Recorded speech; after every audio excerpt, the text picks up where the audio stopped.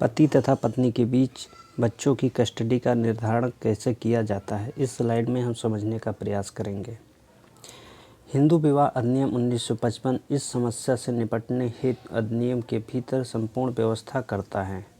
अधिनियम की धारा 26 संतान की अभिरक्षा से संबंधित धारा है। बच्चों की अभिरक्षा धारा 26। ये धारा वादकालीन स्थिति में वाद के पक्षकार पति और पत्नी के बीच उत्पन्न होने वाले संतानों की अभिरक्षा के संबंध में प्रावधान करती है। यह धारा यह प्रावधान करती है कि न्यायालय वैध एवं अवैध संतान की अभिरक्षा, भरण पोषण व शिक्षा के संबंध में जहाँ तक संभव हो सके उनकी इच्छा अनुसार प्रावधान करने के लिए अंतरिम आदेश पारित कर सकता है। जहाँ ऐसा प्रावधान या तो अंतरिम आदेश के द्वारा अथवा डिक्री में किया जाता है तो इस प्रकार के मामले में डिक्री के उपरांत भी अभिरक्षा, भरण पोषण व शिक्षा के संबंध में आवेदन किया जा सकता है।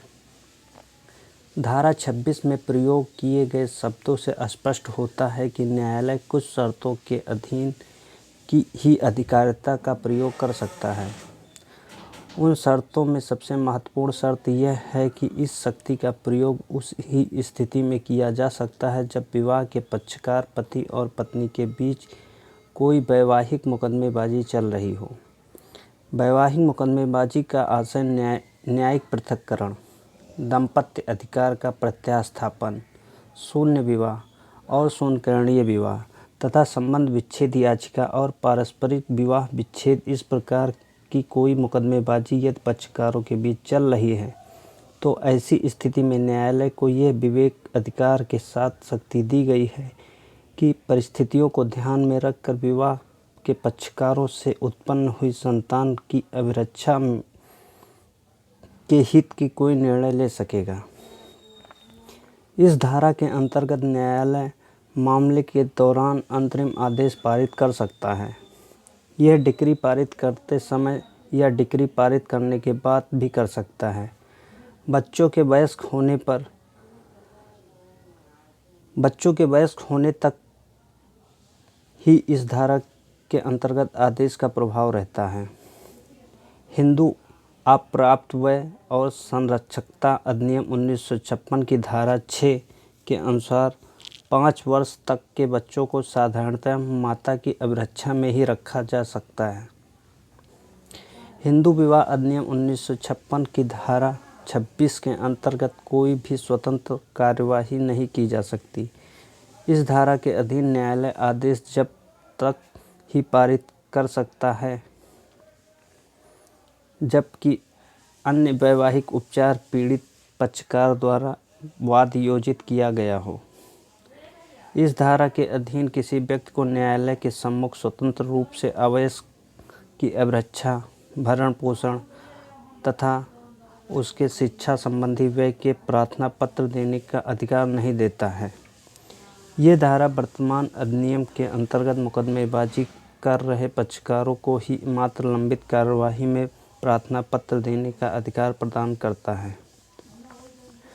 सरदार भूपेंद्र सिंह बनाम श्रीमती जायसवाल कौर AIR 2000 मध्य प्रदेश 330 के प्रकरण में पति ने विवाह विच्छेद का आवेदन प्रस्तुत किया था।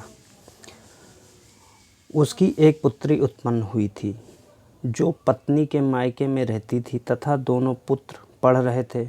बालकों का प्रकृत संरक्षक पिता है। पिता से पत्नी का आय कम है, इस कारण पत्नी की अभिरक्षा प्राप्त करने का दावा अस्वीकार नहीं किया जा सकता। दोनों पुत्र पिता के साथ नहीं रहते थे और बाहर पढ़ते थे। ऐसी स्थिति में दोनों पुत्रों को माता की अभिरक्षा में दिया गया क्योंकि पिता की देखभाल करने का समय नहीं था।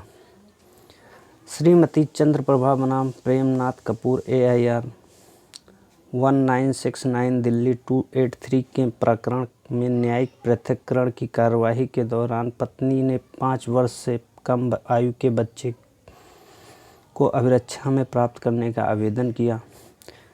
आवेदन हिंदू अपर्याप्तवय और संरक्षकता अधिनियम 1956 के प्रकरणों के अनुसार वितरित करके निर्णित किया जाएगा तथा 5 वर्ष से कम आयु के बच्चों की अभिरक्षा का अधिकारी माता होती है।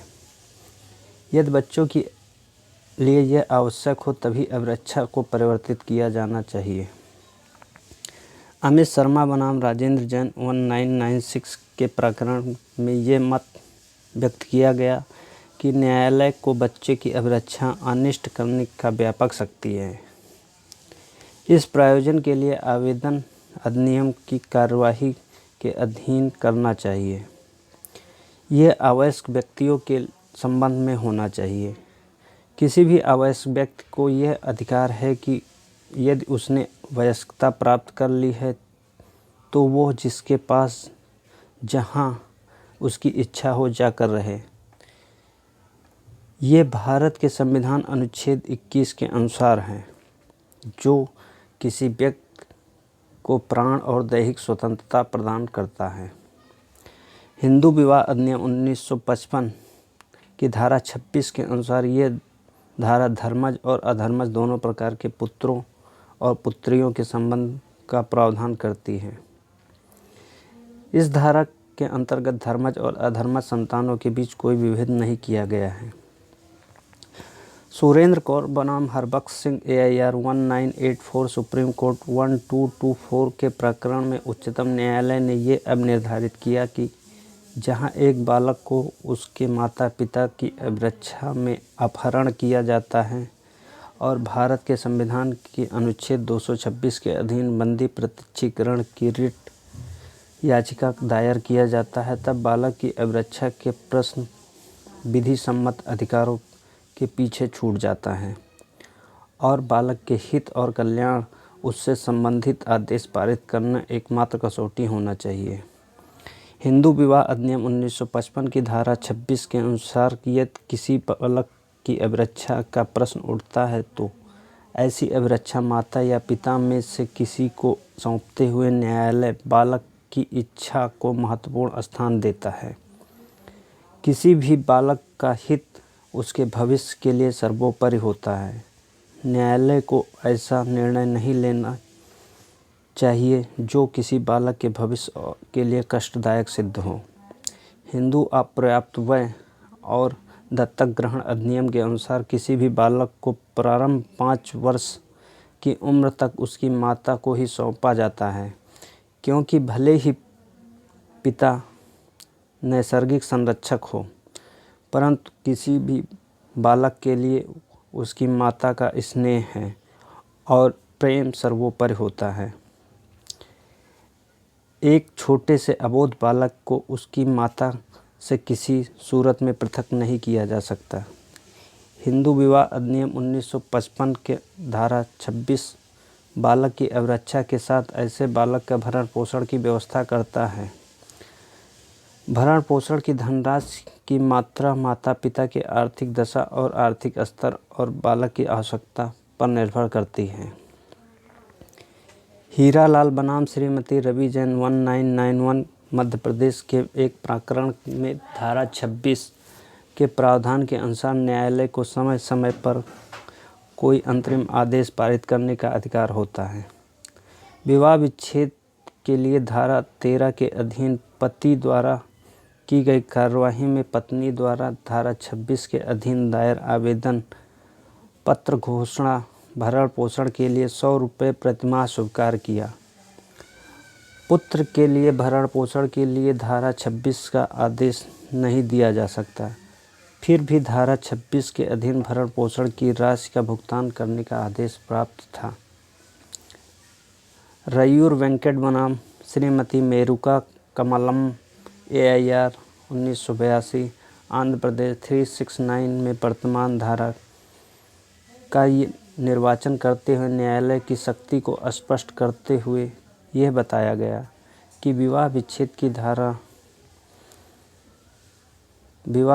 की डिक्री पारित करने के दौरान संबंधित न्यायालय धारा 26 के अधीन अवयस्क संतान की शिक्षा के संबंध में उपबंध कर सकता है।